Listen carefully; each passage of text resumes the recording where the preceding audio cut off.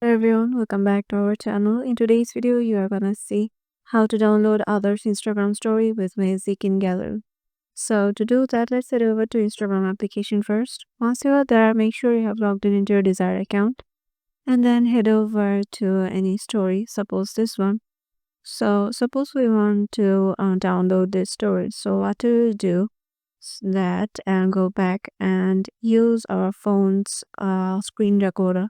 So you will find your phone screen recorder in here, and for that you can just use this book, and you can either use your phone's screen recorder, and also you can use any other screen recorder application if you have on your phone.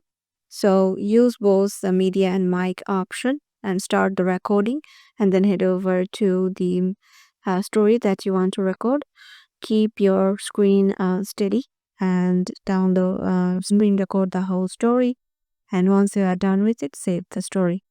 So yeah, this is how you can just download the others Instagram story with music in gallery. Hope this video will help you out, and we'll see you in the next video.